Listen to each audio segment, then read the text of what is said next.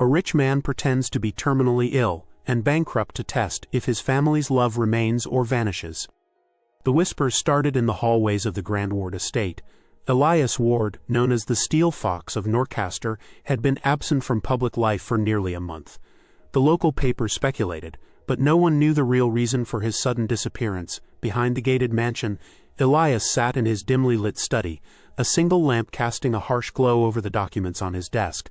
A diagnosis report, fabricated but real enough to convince anyone: stage 4 pancreatic cancer. He had no illness, no bankruptcy, but the question haunted him: if everything vanished, his health, his money, who among his loved ones would still care? His fingers trembled slightly as he dialed his attorney. "Activate the plan," Elias murmured. "They need to believe every word." He hung up and stared at the family portrait: his wife Miranda, always composed; his son Devon, ambitious and sharp; his daughter Alina, gentle but distant. Over the years, Elias had built empires but grown estranged from those who mattered most. Now, at 72, he would risk everything to uncover a truth money could never buy. Elias met his attorney, Graham Phelps, in a quiet private office above an old bookshop in Norcaster. Graham was the only person Elias trusted to help orchestrate his elaborate deception. The two reviewed documents: a revised will, official medical files doctored just enough to convince even the closest family member, and a press release to be sent to the financial media. The new will left his fortune to a charitable foundation, with a vague clause about reviewing it based on final days spent with integrity and love. Essentially, Elias's family would think they were cut off. He wanted to see how they'd react, who would stay out of obligation, who would flee, and who might surprise him. Graham hesitated. "Elias, are you sure you want to go through with this?" "I built a legacy," Elias said quietly. "But I don't know if I built a family." Within 48 hours, word began to leak. First the illness, then bankruptcy rumors. By the end of the week, the headlines read: "Billionaire Elias Ward declared broke and terminally ill." Now came the waiting game. Miranda Ward stood motionless in the grand foyer when the news alert flashed on her phone. Her hand trembled as she read the headline again. "No, Elias." Her perfectly poised facade cracked just slightly, but she didn't cry. Instead, she poured herself a glass of wine and made a call to her lawyer. Their marriage had been tepid for over a decade. They hadn't slept in the same room for years. Still, the idea of losing the fortune she had built her life around struck her harder than the idea of losing Elias himself. Meanwhile, their son Devon was halfway through a business deal in Dubai when he got the news. His first instinct wasn't grief, it was logistics. "What happens to the company?" he asked his assistant, "and the properties?" Back in Norcaster, their daughter Alina sat stunned in her small art studio. She hadn't spoken much with her father in years, partly out of resentment for his controlling nature, but hearing he was both ill and broke hit her differently. Not with anger, with guilt, and something else, an urge to reach out. 3 family members, 3 different reactions. Elias watched from a distance. The estate, once buzzing with staff and energy, now sat in eerie silence. Elias had ordered all the staff on a paid vacation for 2 months. Another move in his test. He wanted no filters, no pretenses, just raw truth. One by one his family returned. Miranda was the first to arrive, wheeling in a Louis Vuitton suitcase, expecting comfort even in crisis. She didn't greet Elias immediately. Instead, she examined the house as though it were foreign territory. Devon arrived next, 3 days later. He barely looked Elias in the eye, diving straight into questions about financial statements and asset holdings. "There must be offshore accounts, right?" he said. Elias gave nothing away, only the tired nod of a man supposedly too sick to argue. Alina came last. She carried no suitcase, just a small bag and a watercolor set. She hugged her father gently, noticing the change in his face, thinner, wearier. "You look tired," she said softly. Elias offered the faintest smile. "It's the sickness," he replied, playing the role to perfection. The players had gathered. The final act had begun. It didn't take long for Miranda to unravel. Within a week, she began making quiet calls to realtors, discreetly appraising properties in her name. She took inventory of jewelry, paintings, and even the silverware, mentally preparing for an exit strategy. At dinner, Elias watched her closely as she barely spoke to him. When she did, her words were dipped in bitterness. "You should have planned better," she snapped one evening, staring at the modest meal on the table. "How does a man like you lose everything?" Elias gave a soft cough, practiced but believable. "Life has a way of humbling us," Miranda scoffed. "This isn't humility, Elias. It's humiliation." He felt a twinge of regret watching her speak that way. There had been a time when they were in love, young, foolish, but united. That time was long gone. After dinner, she spent hours in her room on video calls. Elias knew she was planning a life without him, and for the first time in a long while he realized maybe she already had been. Devin didn't shed a single tear. Instead, he buried himself in spreadsheets and market reports. He offered to help restructure what was left, suggesting that maybe, just maybe, he could save what remained of the Ward name. "You can't just disappear, Dad," he argued one morning. "There's still equity in your name. We can sell rights, push the brand." "I'm dying, Devin," Elias said coldly. "Not launching a startup." That night, Elias found documents in the study Devin had left open. Plans to relicense Ward Tech IP, even some draft proposals to companies that could monetize the news of his illness. Elias's stomach turned. It wasn't grief motivating his son, it was greed. But still, he wasn't ready to condemn him entirely. Elias remembered when Devin was just a boy, building Lego towers in his office, always begging to understand the world of business. Maybe some part of him was trying to protect what his father built. Or maybe he only wanted what came next. The only family member who hadn't asked for anything was Alina. Elias began to wonder if she was the only one who truly saw him. Alina spent her days in the old conservatory, where the glass walls filtered in the golden hues of Norcaster's afternoon sun. She painted quietly, her brush gliding across canvas like whispers against memory.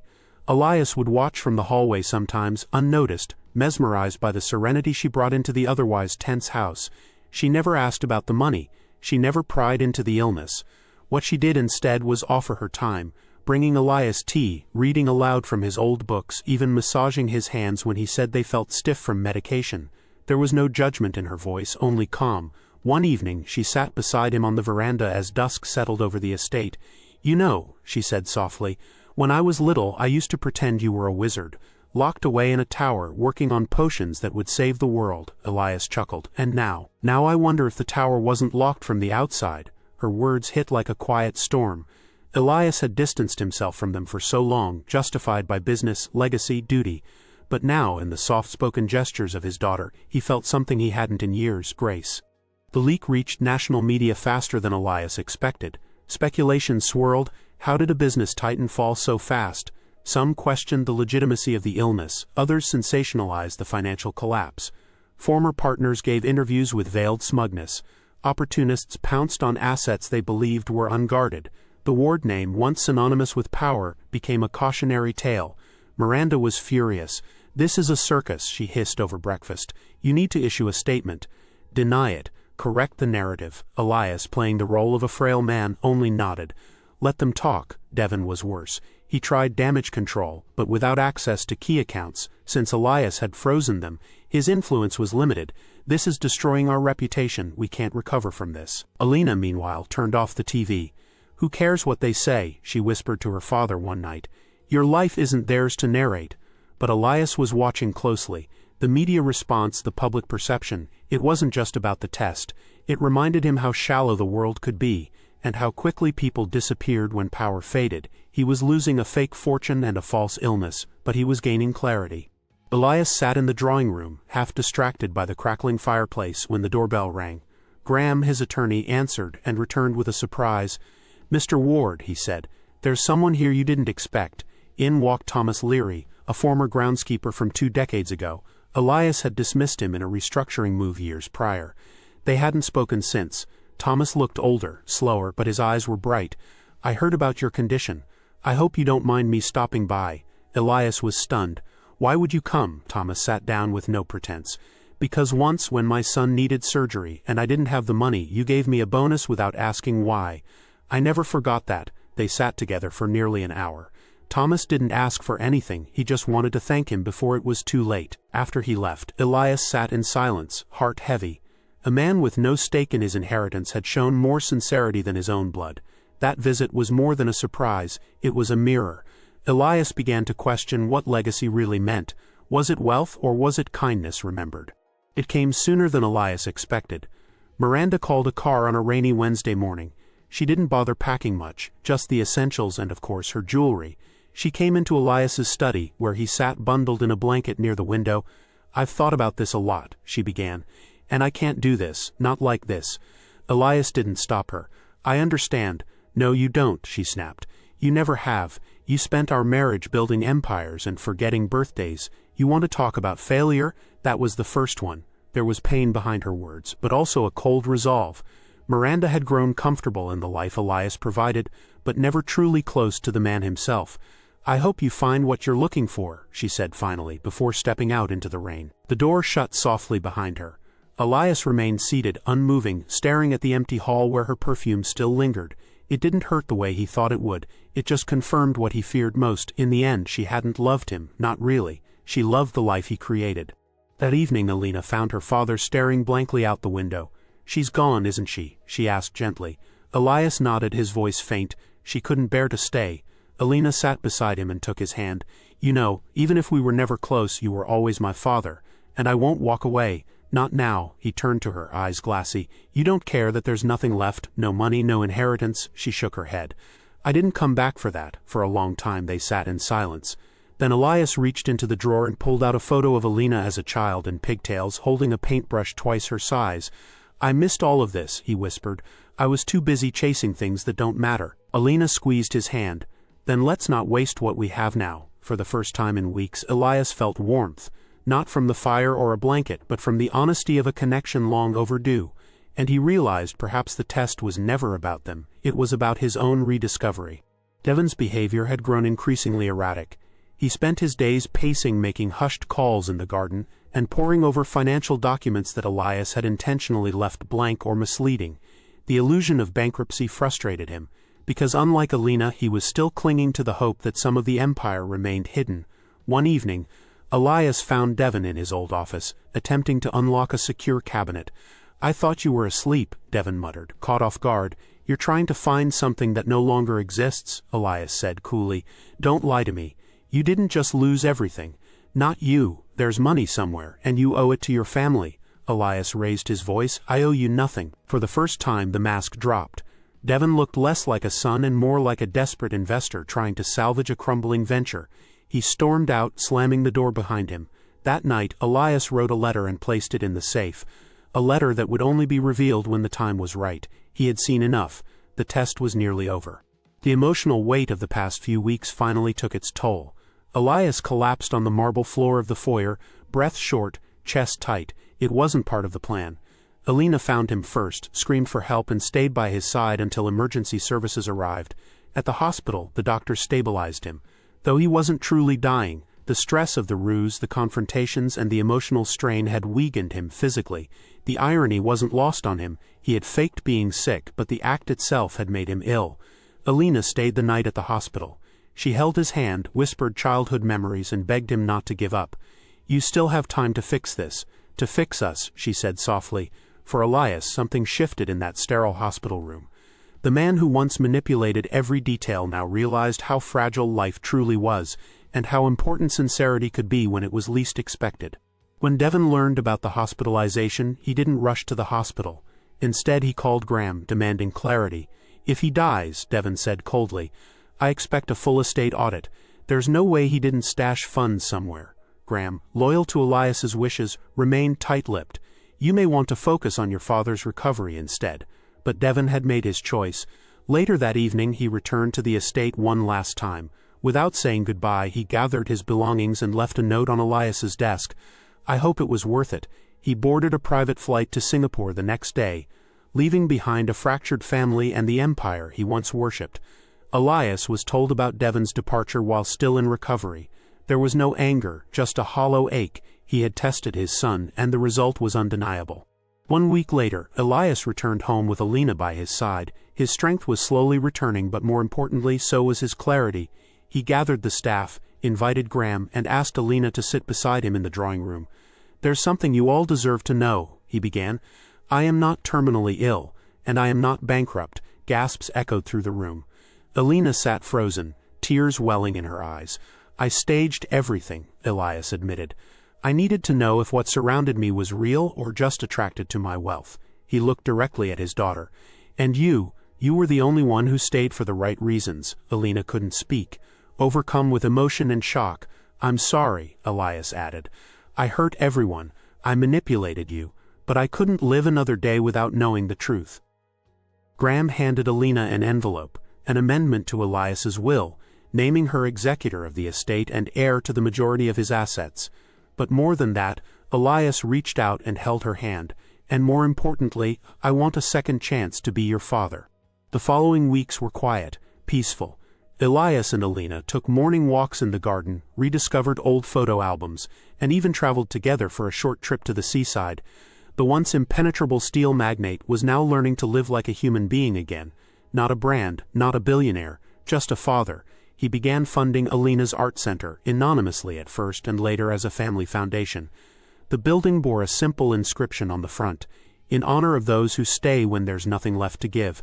Elias also began reaching out to old friends and staff he had once wronged. Apologies were difficult, but necessary. Each day he found new purpose not in growing his fortune, but in rediscovering humanity. The Ward estate, once cold and calculated, was now filled with laughter, paintings, music, and warmth.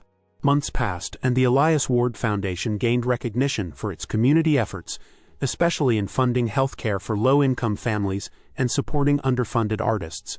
Elias gave a rare public speech at the unveiling of the foundation's main facility. "I once believed success meant power, prestige, and profit.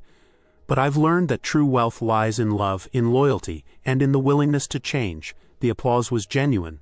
Alina watched from the front row, tears glistening as she saw her father not as the man he once was, but the man he had chosen to become. The same media that had once declared his demise now hailed his transformation. But Elias didn't care about the headlines anymore. The only thing that mattered now was what remained when the curtains closed. One evening, Elias returned to the old safe in his study, the one Devon had tried to access. Inside was the letter he had written during his darkest night. He unfolded it slowly and read the words aloud. "If you're reading this, I've gone too far.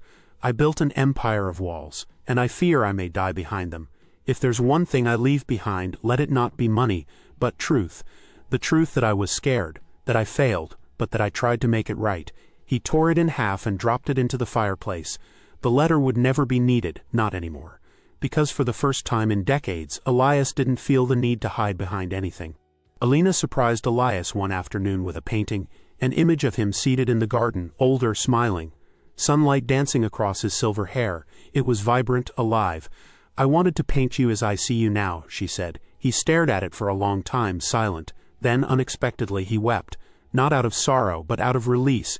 "You see me," he whispered. She nodded. "I always did.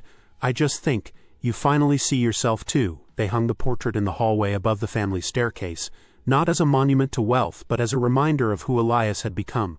A man not defined by fortune, but by love rediscovered. Years passed, the world moved on, and so did the Ward name, but in a very different way. The estate became a community hub, the foundation grew into one of the region's most respected charities, and Elias, once feared for his business prowess, was now revered for his compassion. He spent his final years surrounded by art, family, and meaning. Alina married and had a daughter, whom she named Elise, after her grandfather. On his final birthday, Elias looked out over the garden, holding his granddaughter on his lap. "Life isn't measured by what you build," he whispered to her, "but by what you rebuild after losing everything." He smiled one last time, knowing he had rewritten his legacy, one truth at a time. If this story touched your heart, revealed something real about love, or made you reflect on what truly matters, don't forget to subscribe for more stories like this. True wealth begins with truth, and sometimes the final act is the most honest of all.